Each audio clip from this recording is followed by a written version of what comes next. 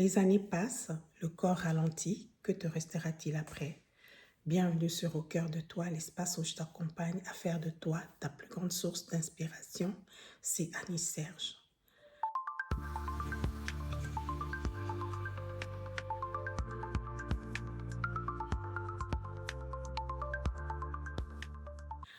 Alors, nous sommes là, nous sommes libres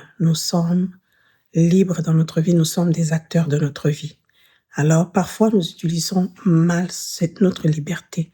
Nous devons savoir une chose, c'est que notre liberté s'arrête quand la liberté de l'autre recommence, quand la liberté de l'autre commence. Donc, nous avons besoin de respecter les gens. Et parfois, nous ne respectons pas les gens, nous les dominons, nous les méprisons, nous les humilions, nous les insultons en fait. Nous n'offrons pas un bon traitement aux autres.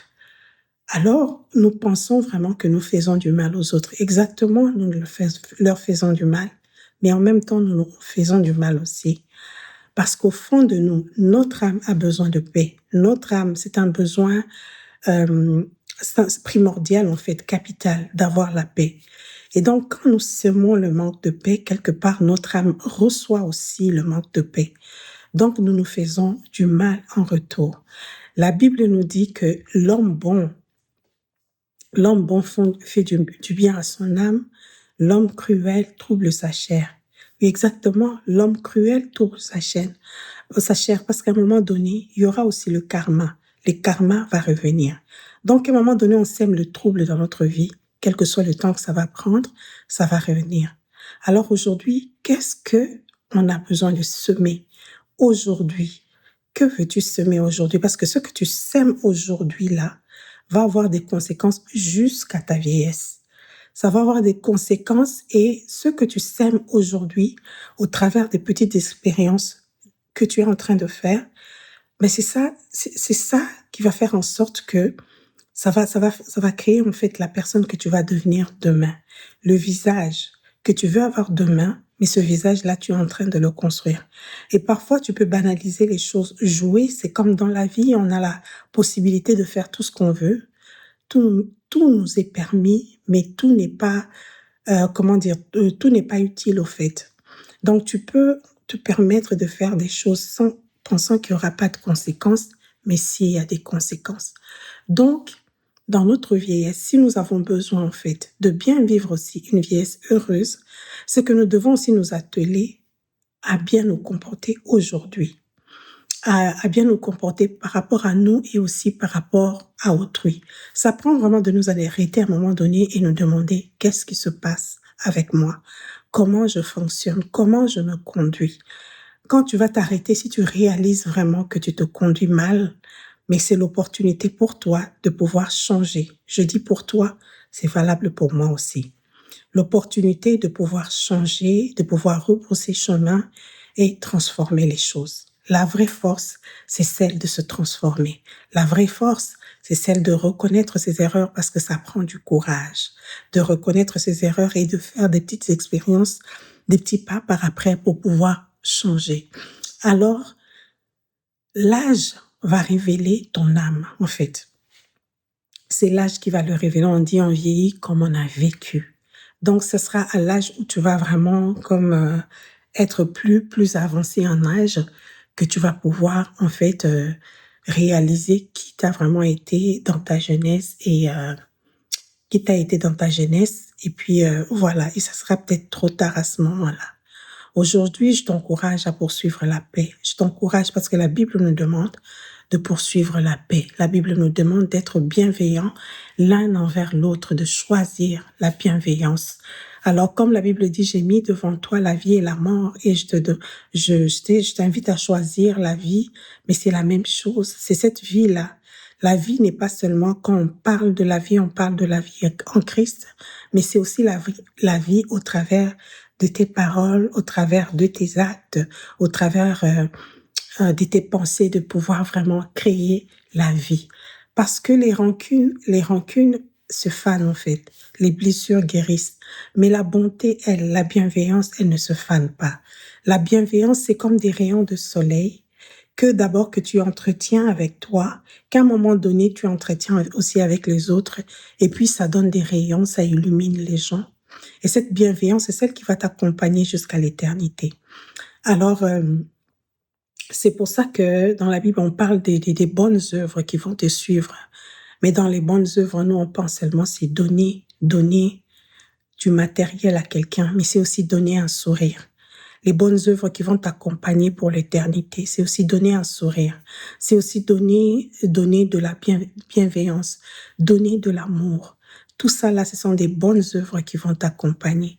Donc, les trésors peuvent finir. Les trésors de ce monde, de toute façon, nous sommes appelés à les laisser parce qu'à la mort, ces trésors-là, on les laisse.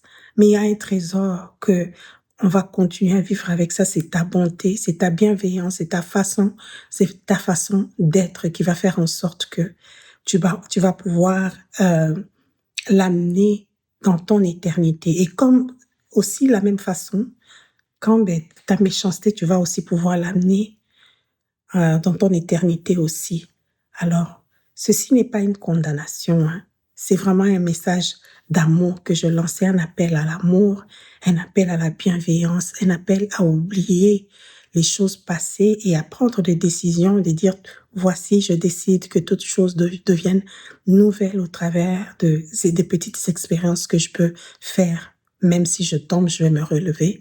C'est un appel à la réparation. C'est un appel à la bienveillance, un appel à l'harmonie envers toi-même. Parce que la bonté, la bienveillance, comme je l'ai dit, elle ne faillit pas. Et cette bonté, tu vas aussi la transmettre à tes générations futures, tes enfants. Ils vont voir, tes enfants vont voir comment tu agis et tes enfants vont t'imiter parce que les enfants apprennent. Oui, c'est vrai qu'on éduque les enfants, mais on éduque les enfants aussi au travers de notre expérience, au travers de notre, comment dire, euh, oui, notre expérience au travers, c'est un modèle en fait. Les modèles que nous présentons à nos enfants, c'est ces modèles qui vont faire en sorte que nos enfants vont nous suivre au travers de ce modèle-là.